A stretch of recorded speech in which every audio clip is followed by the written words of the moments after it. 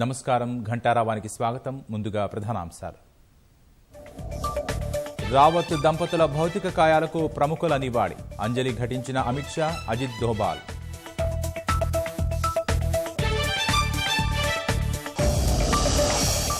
ముగిసిన brigadier LSL అంత్యక్రియలు. ఢిల్లీలో సైనిక లాంఛనాలతో తుది బీడ్కోలు.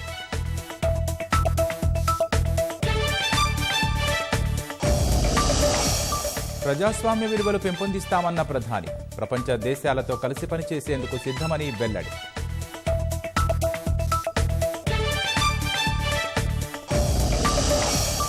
ఆరు ఎమ్మెల్సీ స్థానాలకు కొనసాగుతున్న పోలింగ్. వెబ్కాస్టింగ్ ద్వారా ఓటింగ్ సరళి పర్యవేక్షణ.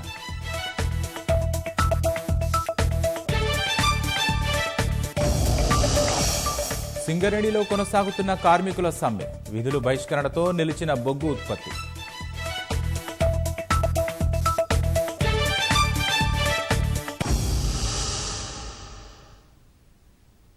హెలికాప్టర్ ప్రమాదంలో ప్రాణాలు కోల్పోయిన త్రిదళాధిపతి బిపిన్ రావత్ దంపతుల అంత్యక్రియల ప్రక్రియ కొనసాగుతోంది. ఈ మధ్యాహ్నం 2 గంటలకు జనరల్ రావత్ అంతిమ యాత్ర ప్రారంభమవుతుంది. ఈ సాయంత్రం 4 గంటలకు జనరల్ రావత్ భౌతిక కాయానికి అంతిమ సంస్కారాలు నిర్వహిస్తారు. ప్రస్తుతం కామరాజ్ మార్గ్లోని జనరల్ రావత్ నివాసం వద్ద ఆయన భౌతిక కాయానికి పలువురు నివాళులు అర్పిస్తున్నారు.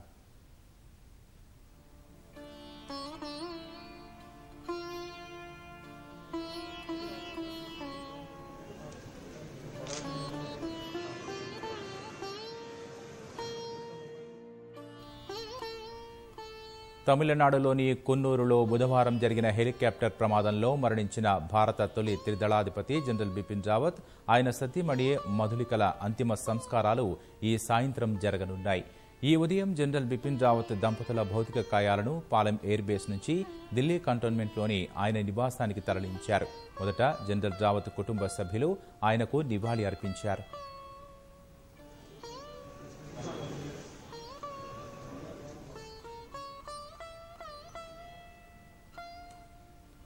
అనంతరం రక్షణ మంత్రి రాజ్నాథ్ సింగ్, హోంమంత్రి అమిత్ షాలు జనరల్ రావత్కు ఘనంగా నివాళి అర్పించారు. కేంద్ర మంత్రులు పీయూష్ గోయల్, గజేంద్ర సింగ్ షెకావత్, రవిశంకర్ ప్రసాద్ జనరల్ రావత్ దంపతుల భౌతిక కాయాలకు నివాళులు అర్పించారు. అటు భాజపా జాతీయ అధ్యక్షుడు జేపీ నడ్డా అమరులకు పుష్పాంజలి ఘటించారు.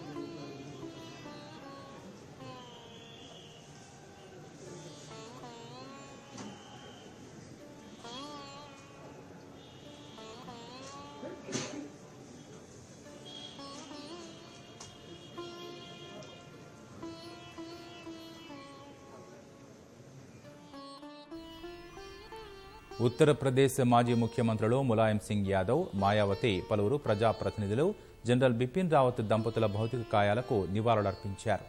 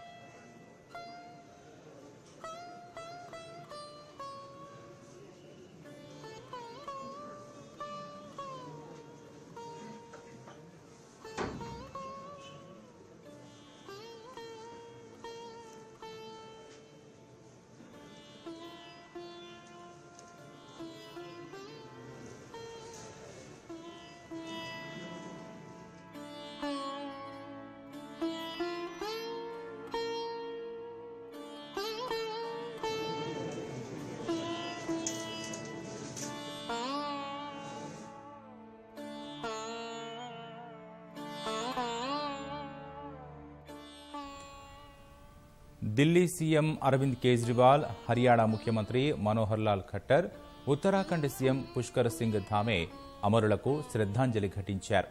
కాంగ్రెస్ ముఖ్య నేత రాహుల్ గాంధీ, ఆ పార్టీ సీనియర్ నేత జైరాం రమేష్, పార్లమెంటు విపక్ష నాయకుడు మల్లికార్జున ఖర్గే, మాజీ రక్షణ మంత్రి ఏకే ఆంటోనీ, డీఎంకే నాయకులు ఏ రాజా, కనిమొళిలు జనరల్ రావత్కు నివాళి అర్పించారు.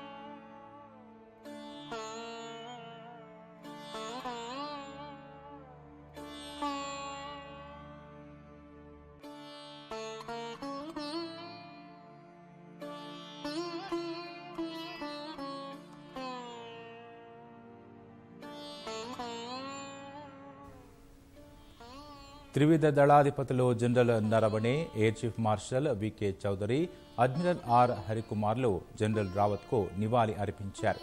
పలువురు సైనికాధికారులు, సైనిక సిబ్బంది కూడా జనరల్ రావత్ భౌతిక కాయానికి నివాళులర్పించారు.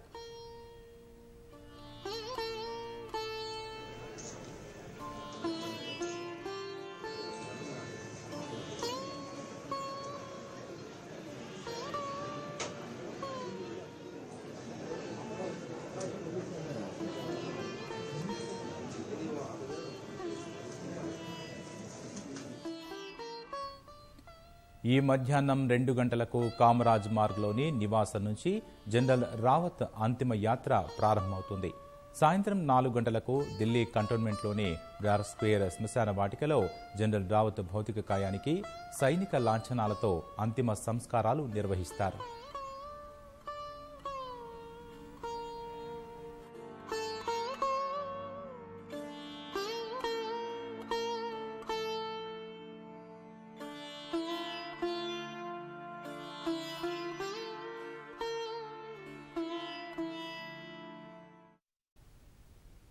తమిళనాడులోని కున్నూరులో బుధవారం జరిగిన హెలికాప్టర్ ప్రమాదంలో భారత తొలి త్రిదళాధిపతి జనరల్ బిపిన్ రావత్ పాటే చనిపోయిన బ్రిగేడియర్ ఎల్ఎస్ లిడ్డర్ అంత్యక్రియలు ముగిశాయి.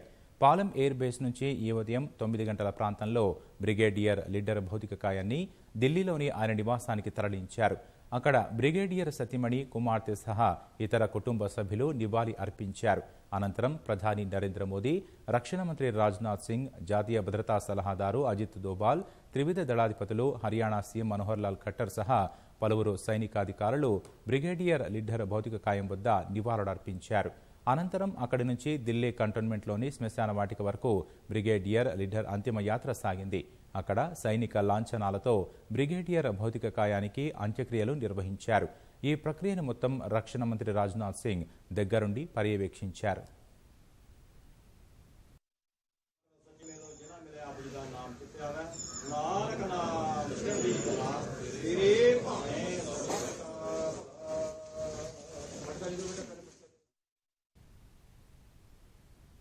ఐఏఎఫ్ హెలికాప్టర్ ప్రమాదంలో చనిపోయిన చిత్తూరు జిల్లా ఎగువ రేగడి వాసి లాన్స్ నాయక్ సాయి తేజ్ అంత్యక్రియలు ఆలస్యమయ్యే సూచనలు కనిపిస్తున్నాయి. మృతదేహాలు గుర్తుపట్టలేని స్థితిలో ఉండడంతో DNA పరీక్షల ద్వారా సాయి తేజ్ను గుర్తించేందుకు సైనికాధికారులు చర్యలు చేపట్టారు. బెంగళూరు నుంచి ఆర్మీ వైద్యుల బృందం వచ్చి సాయి తేజ్ తల్లిదండ్రులు, కుమారుడి రక్త నమూనాలను సేకరించారు. DNA పరీక్షల వల్ల సాయి తేజ్ అంత్యక్రియలు మరింత ఆలస్యమయ్యే అవకాశం ఉంది. ఈ మధ్యాహ్నానికి పార్థివ దేహం ఎగువరేగడి చేరుకుంటే ఇవాళే అంత్యక్రియలు నిర్వహించే అవకాశం ఉంది. ఆలస్యమైతే రేపు చేయాలని సాయి తేజ్ బంధువులు భావిస్తున్నారు. స్థానిక సంస్థల ఎమ్మెల్సీ ఎన్నికల పోలింగ్ కొనసాగుతోంది. సాయంత్రం 4 గంటల వరకు పోలింగ్ జరగనుంది. 5 ఉమ్మడి జిల్లాల్లో 6 స్థానాలకు ఎన్నికలు జరుగుతుండగా 26 మంది అభ్యర్థులు బరిలో ఉన్నారు. కరీంనగర్ ఉమ్మడి జిల్లాలో 2 స్థానాలకు, ఆదిలాబాద్, ఖమ్మం, నల్గొండ, మెదక్ ఉమ్మడి జిల్లాల్లో ఒక్కో స్థానానికి ఎన్నిక జరుగుతోంది.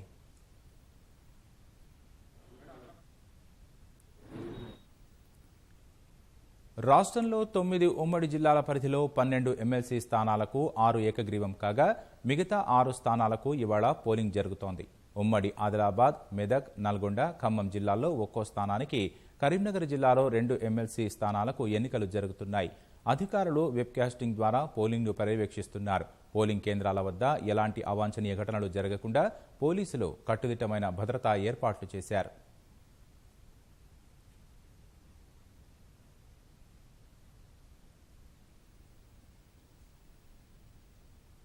సిరిసిల్లలో స్థానిక సంస్థల కోటా ఎమ్మెల్సీ ఎన్నికల పోలింగ్ సందడి నెలకొంది. ప్రజాప్రతినిధులు ఉత్సాహంగా ఓటు హక్కు వినియోగించుకుంటున్నారు. ఎక్స్ అఫిషియో సభ్యుడిగా మంత్రి కేటీఆర్ ఓటు వేశారు. జిల్లా పరిషత్ కార్యాలయంలోని ఏర్పాటు చేసిన పోలింగ్ కేంద్రానికి వచ్చిన మంత్రి కోవిడ్ మార్గదర్శకాలు పాటిస్తూ ఓటు హక్కు వినియోగించుకున్నారు. క్యాంపులకు వెళ్లిన ఎంపీటీసీలు, జెడ్పీటీసీలు నేరుగా పోలింగ్ కేంద్రానికి వచ్చి ఓటు వేశారు.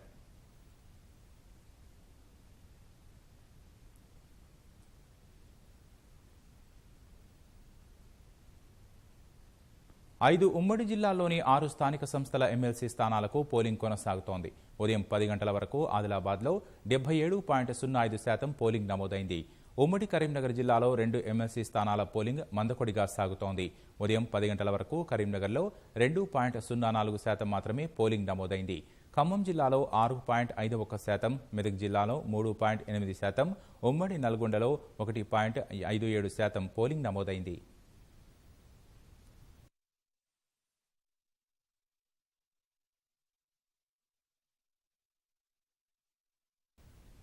ఉమ్మడి కరీంనగర్ జిల్లాలో 2 ఎమ్మెల్సీ స్థానాలకు ఎన్నికలు జరుగుతున్నాయి. మరిన్ని వివరాలు మా ప్రతినిధి అలీముద్దీన్ ప్రత్యక్ష ప్రసారం ద్వారా అందిస్తారు. రైట్ రాకేష్, ఓటింగ్ ఊపందుకుంది. ఇప్పుడు మనం కరీంనగర్ జిల్లా పరిషత్ కేంద్రంలో ఉన్నాము. మనం చూస్తే నా వెనక భాగంలో మొత్తం ఇక్కడ ఓటర్లు ఇక్కడికి వచ్చి కూర్చున్నారు. దాదాపు ఉదయం 8 గంటల నుంచి ప్రారంభమైనప్పటికీ 12 గంటల తర్వాత ఇప్పుడు వచ్చి కూర్చున్నారు. వీళ్ళంతా కూడా ఓటు వేయాల్సి ఉంది. అయితే దీనికి గాను అధికారులు ఏర్పాట్లు చేశారు. క్యూలో ఉండకుండా, అంటే ప్రస్తుతం ఈ కరోనా సిచ్యువేషన్ ఉంది కాబట్టి అందరూ ఒక చోట ఉండకుండా ఉండేందుకు ఇలా ఏర్పాటు చేశారు. వీళ్ళంతా వెయిట్ చేస్తున్నారు. ఉమ్మడి జిల్లా వ్యాప్తంగా చూసుకుంటే ఇలా 8 కేంద్రాలను ఏర్పాటు చేశారు. 3వ స్థానంలో ఉంది 205 మంది ఓటర్లు కరీంనగర్లో ఉన్నారు. వాళ్ళంతా ఇప్పుడే చేరుకున్నారు. ఇంతకుముందే మంత్రి గంగుల కమలాకర్, ఎమ్మెల్యే సుంకే రవిశంకర్తో పాటు మానగుండూరు ఎమ్మెల్యే రసమయ్య బాలకిషన్ కూడా తన ఓటు హక్కుని వినియోగించుకున్నారు. మరోవైపు చూసుకుంటే సిరిసిల్లలో మంత్రి కేటీఆర్ తన ఓటు హక్కుని వినియోగించుకున్నారు. కోరుట్లలో ఎమ్మెల్యే విద్యాసాగర్ రావు తన ఓటు హక్కుని వినియోగించుకున్నారు. మంథనీలో మాత్రం ఇంతవరకు ఇంకా పోలింగ్ నమోదు కాలేదని చెప్పొచ్చు. మొత్తం మీద చూసుకుంటే మొత్తం 1324 మంది ఓటర్లు ఉంటే ఇప్పుడిప్పుడే ఊపందుకుంటుందని చెప్పొచ్చు. వీళ్ళంతా కూడా ఇక్కడికి లోపలికి వచ్చి కూర్చున్నారు కాబట్టి ఒకవేళ సమయం అయిపోయినప్పటికీ 4 గంటల తర్వాత కూడా వీళ్ళకు ఓటు వేసేందుకు అవకాశం కల్పిస్తారు. వీళ్ళందరినీ కూడా స్థానిక ఎంపీడీఓలు గుర్తించిన తర్వాత వీళ్ళకు ఓటు హక్కును కల్పిస్తున్నారు. మనం చూస్తే ఇక్కడ అంతా కరోనా ప్రోటోకాల్స్ అన్నీ పాటిస్తూ ప్రతి ఒక్కరు కూడా మాస్కులు ధరించి శానిటైజర్లు ఇతరత్ర ఏర్పాట్లు చేశారు. అందరికీ కూడా థర్మల్ మీటర్ ద్వారా వాళ్ళ జ్వరం ఇతరత్ర పరిశీలించిన తర్వాత ఓటు హక్కును కల్పిస్తున్నారని చెప్పొచ్చు. అయితే పెద్ద ఎత్తున ఒకేసారి చేరుకోవడంతో ఇక్కడ హడావిడి ఉంది. వాస్తవానికి ఉదయం నుంచి కూడా అసలు ఎవరు కూడా ఓటు హక్కు వినియోగించుకోలేదు. ఇప్పుడిప్పుడే పోలింగ్ శాతం నమోదవుతుంది. అయితే ఉమ్మడి కరీంనగర్ జిల్లా వ్యాప్తంగా అత్యధికంగా జగిత్యాల జిల్లాలో ఉన్నాయి. ఇప్పుడే అక్కడికి చేరుకుంటున్నారు. మంథని, పెద్దపల్లిలో ఇంకా అక్కడికి ఓటర్లు చేరుకోలేదు. వివిధ ప్రాంతాల్లో ప్రధానంగా నామినేషన్ వేసినప్పటి నుంచి కూడా అందరూ కూడా క్యాంపుల్లో ఉన్నారు. వాళ్ళందరూ కూడా ఇప్పుడిప్పుడే చేరుకుంటున్నారు. మధ్యాహ్నం 1 గంట వరకు ఆయా ప్రాంతాల్లోకి చేరుకున్న తర్వాత వాళ్ళందరూ కూడా తమ ఓటు హక్కును వినియోగించుకునేందుకు ఏర్పాట్లు చేస్తున్నారని చెప్పొచ్చు. అయితే ఇక్కడ చూసుకుంటే స్వతంత్ర అభ్యర్థి రవీందర్ సింగ్ ఇక్కడ ఉన్నారు. అయితే ఆయన వీళ్ళంతా కండువా వేసుకుని రావడం ఏంటి అని చెప్పేసి అభ్యంతరం చెప్పారు. అయితే ఇది పార్టీ కండువా కాదు, దేవుని కండువా అని చెప్పేసి అధికారులు చెప్పారు. మొత్తం మీద చూసుకుంటే మాత్రం ఈ పోలింగ్ ప్రశాంతంగా సాగేందుకు పోలీసులు ఏర్పాటు చేశారు. అయితే ఎక్కడ కూడా ఎలాంటి గొడవ జరగకుండా దాదాపు 8 రూట్లలో ఈ బందోబస్తును ఏర్పాటు చేస్తున్నారని చెప్పి సిపి సత్యనారాయణ అంటున్నారు. మొత్తం మీద చూసుకుంటే మాత్రం సాయంత్రం 4 వరకు కూడా పూర్తి స్థాయిలో పోలింగ్ పూర్తయ్యే అవకాశం ఉంది. ఇది ఇక్కడ తాజా పరిస్థితి. Vote Hyderabad studio. ధన్యవాదాలు అలీముద్దీన్. ఖమ్మం ఆర్డీఓ కార్యాలయంలో ఏర్పాటు చేసిన పోలింగ్ కేంద్రం వద్ద ఎమ్మెల్సీ ఎన్నికల సందడి నెలకొంది. క్యాంపుల నుంచి నేరుగా పోలింగ్ కేంద్రానికి చేరుకుంటున్నారు. మరిన్ని వివరాలను మా ప్రతినిధి లింగయ్య అందిస్తారు. ఖమ్మం స్థానిక సంస్థల ఎన్నికల కోసం తెరాస శిబిరం నుంచి నేరుగా పోలింగ్ కేంద్రాలకు ప్రజాప్రతినిధులు తరలి వస్తున్నారు. గోవా బయలుదేరిన ప్రజాప్రతినిధులంతా కాసేపటి క్రితం ఖమ్మం చేరుకున్నారు. ఖమ్మంలో దాదాపు రెవెన్యూ డివిజన్ పరిధిలో ఉన్న ఓటర్లంతా కూడా 5 బస్సుల్లో ప్రత్యేక బస్సుల్లో హైదరాబాద్ నుంచి బయలుదేరి వస్తున్న విజువల్స్ మనం ప్రత్యేకంగా చూడవచ్చు. దాదాపు 10 రోజుల పాటు గోవా శిబిరంలో ఉన్నారు. గత నెల 28-30 తారీఖుల వరకు మొత్తం బయలుదేరిన తెరాస ప్రజాప్రతినిధులు ఇప్పుడు నేరుగా నిన్న రాత్రి హైదరాబాద్ చేరుకున్నారు. అక్కడి నుంచి నేరుగా పోలింగ్ కేంద్రాలకు తరలిస్తున్నారు. ప్రతి బస్సుకు ఒక జిల్లా నాయకుడు జిల్లా నాయకుడిని బాధ్యులుగా ఉంచారు. అందరినీ ప్రజాప్రతినిధులు అంటే వీరిలో కార్పొరేటర్లు, అదేవిధంగా కౌన్సిలర్లు, ఎంపీటీసీలు, జెడ్పీటీసీలు ఇలాంటి ఓటర్లంతా ఉన్నారు. నేరుగా ఈ ప్రజాప్రతినిధులు అందరినీ కూడా నేరుగా పోలింగ్ కేంద్రాలకు తరలిస్తున్న విజువల్స్ను మనం చూడవచ్చు.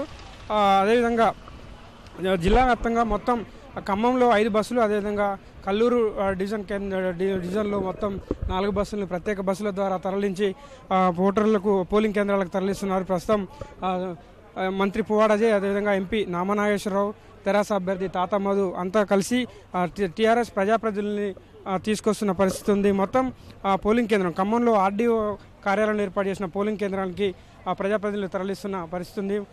అందరినీ కూడా క్యూ పద్ధతిలో పోలింగ్ కేంద్రానికి తరలిస్తున్నారు. వీరిలో టీఆర్ఎస్ కార్పొరేటర్లు, అదేవిధంగా ఎంపీటీసీలు, జెడ్పీటీసీలు, కౌన్సిలర్లు మొత్తం ఇలా అందరినీ కూడా ఒకేసారి పోలింగ్ కేంద్రాలకు తరలిస్తుండడంతో ప్రస్తుతం పోలింగ్ కేంద్రం వద్ద ఒక సందడి వాతావరణం అయితే నెలకొంది. టీఆర్ఎస్ ప్రజాప్రతినిధులంతా కూడా ప్రస్తుతం పోలింగ్ కేంద్రాలకు చేరుకుంటున్నారు. ఖమ్మం, అదేవిధంగా కల్లూరు పోలింగ్ కేంద్రం, అదేవిధంగా కొత్తగూడెం, భద్రాచలం పోలింగ్ కేంద్రానికి కూడా తరలిస్తున్న పరిస్థితి ఉంది. మొత్తంగా ఇక్కడ పోలింగ్ కేంద్రాల మధ్య టీఆర్ఎస్ ప్రజాప్రతినిధులతో ఒక సందడి వాతావరణం కనిపిస్తుంది. కెమెరాన్ పూర్ణచంద్రతో లింగయ్య, ఈటీవీ, ఖమ్మం. ఇక ఉమ్మడి మెదక్ జిల్లాలో పోలింగ్ సరళిపై మరింత సమాచారం మా ప్రతినిధి క్రాంతి ప్రత్యక్ష ప్రసారం ద్వారా అందిస్తారు. ప్రశాంత వాతావరణంలో ఎన్నికల ప్రక్రియ కొనసాగుతుంది. ఆ క్యాంపులకు వెళ్ళిన ఓటర్లు కూడా అంతా ఒకేసారి వాళ్ళ నాయకుల సారథ్యంలో ఇక్కడికి పోలింగ్ కేంద్రాలకు చేరుకుంటున్నారు. పటంచెరు ఎమ్మెల్యే మైపాల్ రెడ్డి మొత్తం వాళ్ళ నియోజకవర్గానికి సంబంధించిన స్థానిక సంస్థల ప్రజాప్రతినిధులందరినీ ఒకే వాహనంలో తీసుకొని ఇక్కడ పోలింగ్ కేంద్రానికి చేరుకున్నారు. ఇట్లా మొత్తానికి క్యాంపులకు పోయిన వాళ్ళందరినీ కూడా ఒకేసారి తీసుకొని వచ్చి తమ ఓటుకు వినియోగించుకుంటున్నారు. దీంతో ఒక్కసారి ఖాళీగా ఉన్న పోలింగ్ కేంద్రాలన్నీ కూడా వాళ్ళు రాగానే ఒకేసారి నిండుగా రద్దీగా తయారవుతున్నాయి. వీళ్ళందరినీ కూడా క్యాంపుల నుంచి నేరుగా ఒక విడిది కేంద్రానికి తీసుకెళ్లి అక్కడ ఈ ఎమ్మెల్సీ ఎన్నికకు సంబంధించి ఓటు హక్కు ఎలా వినియోగించుకోవాలి, ఓటు వేసేటప్పుడు ఎలాంటి జాగ్రత్తలు పాటించాలనే వాళ్ళకి పూర్తి అవగాహన కల్పించిన తర్వాతనే నాయకులు పోలింగ్ కేంద్రానికి తీసుకొస్తున్నారు. ఇప్పటివరకు అయితే ఉమ్మడి మెదక్ జిల్లాలోని 9 పోలింగ్ కేంద్రాలు కలిపి ఇప్పటివరకు 42.1% పోలింగ్ నమోదైంది. ఎక్కడ ఎలాంటి చెదురుమదురు ఘటనలు చోటు చేసుకోలేదు. కొన్ని పోలింగ్ కేంద్రాల్లో దాదాపు ఉదయం 11 గంటల వరకు కూడా ఒక ఓటు మాత్రమే నమోదైంది. అంటే ప్రధానంగా ఉన్న ఓటర్లందరూ కూడా ఒక పార్టీకి చెందిన అధికార పార్టీకి చెందిన ఓటర్లందరూ కూడా క్యాంపులో ఉండటంతో వాళ్ళందరూ ఒకేసారి రావడంతో కొన్ని చోట్ల ఉదయం 11 గంటల వరకు కూడా ఓటు పెద్దగా నమోదు కాని పరిస్థితి కనిపిస్తుంది. ఇక దాదాపుగా చూసినట్లయితే ప్రధాన పార్టీకి సంబంధించిన ఓటర్లందరూ కూడా తమ ఓటుకు వినియోగించుకున్నారు. మెజార్టీ పోలింగ్ శాతం అయితే ఇప్పటికీ పూర్తయింది. ఇక అభ్యర్థులు ఎవరికి వారుగా వాళ్ళ గెలుపు ధీమాలో వాళ్ళు ఉన్నారు. ఎక్కడ ఎలాంటి అవాంఛనీయ సంఘటనలు జరగకుండా పోలీసులు తీసుకున్న గట్టి చర్యలు ఇక్కడ ఫలితాన్ని ఇస్తున్నాయి. దాంతోపాటు కరోనా నేపథ్యంలో ముందస్తు జాగ్రత్తలు కూడా తీసుకున్నారు. ఓటర్లు ఓటుకు వినియోగించుకునేందుకు భౌతిక దూరం ఉండే విధంగా డబ్బాలు వేయడంతో పాటు ఓటుకు వినియోగించుకోవడానికి వచ్చిన ప్రతి ఓటర్కి కూడా తప్పనిసరిగా మాస్క్, శానిటైజేషన్ చేసుకుని వచ్చే విధంగా అధికారులు లోపలికి అనుమతిస్తున్నారు. ఇది మొత్తం ఉమ్మడి మెదక్ జిల్లాలో ఉన్న పరిస్థితి. దీంతో పాటు ప్రధానంగా అంటే మనకి ఎక్సెప్షో కింద నమోదు చేసుకున్న ఎమ్మెల్యేలు కూడా తమ వాళ్ళతో పాటు ఓటుకు వినియోగించుకున్నారు. ఇక ప్రధానంగా ఉమ్మడి మెదక్ జిల్లాకు సంబంధించి ఎక్సెప్షోలో కోటాలో వీఐపీలు గజ్వేల్ ఎమ్మెల్యేగా ఉన్న ముఖ్యమంత్రి కేసీఆర్ది గజ్వేల్లో ఉంది ఎక్సెప్షో ఓటు. ఇక ఆర్థిక మంత్రి హరీష్ రావుది సిద్దిపేటలో ఉంది. ఆర్థిక మంత్రి హరీష్ రావు తన ఓటును సిద్దిపేటలో వినియోగించుకునే అవకాశం కూడా మనకి కనిపిస్తుంది. ముఖ్యమంత్రి కేసీఆర్ మాత్రం తన ఓటుకు వినియోగించుకోకపోవచ్చు అనేది మనకి సమాచారం అందుతుంది. మొత్తానికి ఉమ్మడి మెదక్ జిల్లాలో ఉన్న తాజా పరిస్థితి ఇది. కెమెరా పర్సన్ ఉమామేశ్వరరావుతో Kranti Kumar, ETV news. Over to studio. సింగరేణిలో 2వ రోజు సమ్మె కొనసాగుతోంది. కార్మికులు స్వచ్ఛందంగా ఇంట్లోనే ఉండి సమ్మెకు మద్దతు పలికారు. పలు ఏరియాల పరిధిలో అత్యవసర పనులు నిర్వహించే కార్మికులు తప్ప మిగతా వారు విధులకు దూరంగా ఉన్నారు. సింగరేణిలో పనిచేసే కాంట్రాక్టు కార్మికులు కూడా సమ్మెలో పాల్గొంటున్నారు. దేశంలోని 88 బొగ్గు బ్లాక్లను ప్రైవేటు పరం చేయడానికి కేంద్రం రంగం సిద్ధం చేసిందని, అందులో 4 సింగరేణి బ్లాక్లను ప్రైవేటీకరణ చేయాలని చూస్తోందని కార్మిక సంఘాల నాయకులు ఆరోపిస్తున్నారు. కేంద్ర ప్రభుత్వం బొగ్గు బ్లాక్ల ప్రైవేటీకరణను ఉపసంహరించుకోకపోతే ఆందోళన ఉధృతం చేస్తామని హెచ్చరించారు. సమ్మెతో సంస్థ 4 లక్షల టన్నుల బొగ్గు ఉత్పత్తికి ఆటంకం ఏర్పడింది. కార్మికులు వేతనాల రూపంలో సుమారు 40 కోట్ల మేర నష్టం వాటిల్లింది. 12 డిమాండ్లపై ఆర్ఎల్సీ సమక్షంలో కార్మిక సంఘాల జేఏసీ యాజమాన్యం మధ్య ఇవాళ మరోసారి చర్చలు జరగనున్నాయి. మేడ్చల్ జిల్లా గండిమైసమ్మ చౌరస్తా వద్ద నిన్న జరిగిన రోడ్డు ప్రమాద దృశ్యాలను పోలీసులు విడుదల చేశారు. ఇంజనీరింగ్ విద్యార్థిని మృతి చెందగా మరొకరికి గాయాలయ్యాయి. ప్రమాద దృశ్యాలు సీసీ కెమెరాలో నమోదయ్యాయి. గాజుల రామారానికి చెందిన మేఘన దుండిగల్లోని మర్రి లక్ష్మణ్ రెడ్డి కళాశాలలో ఇంజనీరింగ్ 3వ సంవత్సరం చదువుతోంది. నిన్న మధ్యాహ్నం స్నేహితురాలు సుమనశ్రీతో కలిసి కళాశాల నుంచి తిరుగు ప్రయాణంలో గండిమైసమ్మ చౌరస్తా వద్ద ద్విచక్ర వాహనంపై వెడుతుండగా ప్రమాదం జరిగింది. మేఘన అక్కడికక్కడే మృతి చెందగా మరో విద్యార్థిని గాయాల పాలైంది. గాయపడ్డ విద్యార్థిని చికిత్స కోసం స్థానిక ఆసుపత్రికి తరలించారు. ఘటనపై కేసు నమోదు చేసుకున్న పోలీసులు టిప్పర్ డ్రైవర్ను అదుపులోకి తీసుకున్నారు.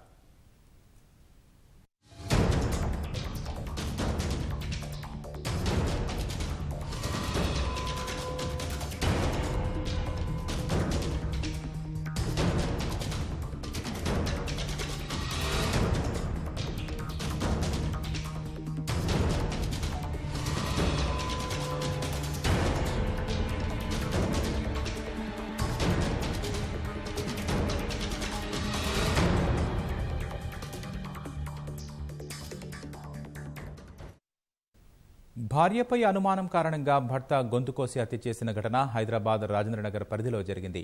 ఇమాద్ నగర్కు చెందిన సమ్రీన్కు పర్వేజ్కు 14 ఏళ్ల క్రితం వివాహం జరిగింది. వీరికి 3 పిల్లలున్నారు.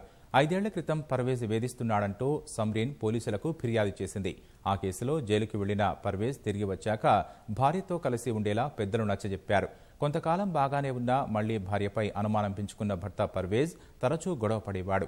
ఈ క్రమంలో గొడవలు పెరిగి తెల్లవారుజామున గొంతు కోసి హత్య చేశాడు. అనంతరం భార్య తలను తీసుకుని వెళ్లి పోలీసులకు లొంగిపోయాడు. పెళ్ళైన తర్వాత నుంచి కొన్ని రోజులు బాగానే సంసారం చేశారు. తర్వాత నుండి ఫిరోజ్కు తన భార్య పట్ల అనుమానం పెరగడంతో దాంతో ఆమెను తరచుగా వేధింపులకు గురి చేయడంతో 2016లో అతనిపై హరాస్మెంట్ కేసు పెట్టింది. హరాస్మెంట్ కేసు పెట్టిన తర్వాత అతను జైలుకి వెళ్ళి మళ్ళీ బయటకు వచ్చిన తర్వాత మళ్ళీ ఇద్దరు వాళ్ళ పెద్దల సమస్యలు మాట్లాడుకుని ఇద్దరు కూడా కలిసి జీవనం చేస్తూ ఉన్నారు. ఈ మధ్య క్రమంలో మళ్ళీ తన భార్య పట్ల అతనికి అనుమానం పెరిగి తరచుగా వేధింపులకు గురి చేస్తూ ఉండు. దానితో తన భార్యల ప్రవర్తనలో మార్పు రావాలనే ఉద్దేశంతో రాత్రి ఇంట్లో పడుకున్న తర్వాత ఆమెను గొంతు కోసి చంపడం జరిగింది. ప్రపంచవ్యాప్తంగా ప్రజాస్వామ్య విలువలను పెంపొందించేందుకు అన్ని భాగస్వామ్య దేశాలతో కలిసి పనిచేసేందుకు భారత్ సిద్ధంగా ఉందని ప్రధాని నరేంద్ర మోదీ అన్నారు. అమెరికా అధ్యక్షుడు జో బైడెన్ ప్రజాస్వామ్యంపై నిర్వహించిన వర్చువల్ సదస్సుకు హాజరైన ప్రధాని ప్రపంచంలోనే అతిపెద్ద ప్రజాస్వామ్య దేశంగా భారత్ ప్రజాస్వామ్య పరిరక్షణకు కృత నిశ్చయంతో పనిచేస్తోందని ప్రధాని చెప్పారు. ఈ మేరకు జో బైడెన్ నిర్వహించిన సదస్సుకు హామీ ఇచ్చినట్లు మోదీ ట్విట్టర్లో పేర్కొన్నారు. ఇదే సమయంలో సాంకేతిక సంస్థలు ప్రజాస్వామ్య పరిరక్షణకు కృషి చేయాలని ప్రధాని పిలుపునిచ్చారు. ఈ విషయంలో ఆయా సంస్థలు సరైన దృక్పథంతో పనిచేయకుంటే ప్రతికూల ప్రభావం చూపే అవకాశం ఉందనే విషయాన్ని గుర్తించాలని మోదీ తెలిపారు. ప్రపంచవ్యాప్తంగా ఒమిక్రాన్ భయాలు కాస్త తగ్గుముఖం పడుతుండగా దేశంలో కోవిడ్ కొత్త కేసులు 10,000కు దిగువనే కొనసాగుతున్నాయి. గురువారం ఉదయం 8 గంటల నుంచి ఈ ఉదయం 8 గంటల వరకు దేశంలో 8,503 కొత్త కేసులు నమోదైనట్లు కేంద్ర ఆరోగ్య శాఖ తెలిపింది. ఇదే సమయంలో మరో 624 మంది కోవిడ్ సోకి చనిపోయినట్లు వెల్లడించింది. ఈ కేసులతో కలుపుకుంటే దేశంలో ఇప్పటి వరకు నమోదైన కోవిడ్ కేసుల సంఖ్య 3,46,74,744కు చేరినట్లు తెలిపింది. ఇదే సమయంలో దేశంలో కరోనా మృతుల సంఖ్య 4,74,735కు చేరినట్లు పేర్కొంది. ప్రస్తుతం దేశంలో కోవిడ్ యాక్టివ్ కేసుల సంఖ్య 94,943 ఉన్నట్లు ఆరోగ్య శాఖ వివరించింది. తాజాగా నమోదైన కొత్త కేసుల్లో ఒక్క కేరళలోనే 4,169 ఉన్నట్లు ఆరోగ్య శాఖ వివరించింది. కరోనా టీకాలు తీసుకుని వారి లక్ష్యంగా గుజరాత్లోని అహ్మదాబాద్ మున్సిపల్ కార్పొరేషన్ ఏఎంసీ వినూత్న ప్రయత్నం చేసింది. ఏఎంసీకి చెందిన ఆరోగ్య కార్యకర్తలు నగరంలో పెళ్లిళ్లు, ఇతర వేడుకలు జరుగుతున్న వేదికల వద్దకే వెళ్లి టీకాలు వేస్తున్నారు. తాజాగా ఓ పెళ్లి వేడుక వద్దకు వెళ్లిన ఆరోగ్య కార్యకర్తలు అతిథుల వ్యాక్సిన్ ధృవపత్రాలను పరిశీలించారు. అర్హులై ఉండి ఇంకా టీకాలు తీసుకుని వారికి అక్కడే వ్యాక్సిన్ పంపిణీ చేశారు. ఓవైపు పెళ్లి వేడుక, మరోవైపు టీకాల పంపిణీ కార్యక్రమం ఒకే సమయంలో జరిగాయి. అహ్మదాబాద్ మున్సిపల్ కార్పొరేషన్ ప్రయత్నాన్ని స్థానికులు అభినందిస్తున్నారు. మెక్సికోలో ఘోర విషాదం చోటు చేసుకుంది. దక్షిణ మెక్సికోలోని చియాపాస్ జాతీయ రహదారిపై జరిగిన రోడ్డు ప్రమాదంలో 53 మంది ప్రాణాలు కోల్పోయారు. వలసదారులతో కిక్కిరిసి ప్రయాణిస్తున్న కంటైనర్ ట్రక్కు బోల్తాపడి అనంతరం పాదచారుల వంతెనను ఢీకొట్టింది. ఈ ఘటనలో మరో 54 మంది గాయపడగా వీరిలో 3 పరిస్థితి విషమంగా ఉంది. మృతులు, క్షతగాత్రులు మధ్య అమెరికా నుంచి అక్రమంగా తరలిస్తున్న వలస కార్మికులు అని సమాచారం.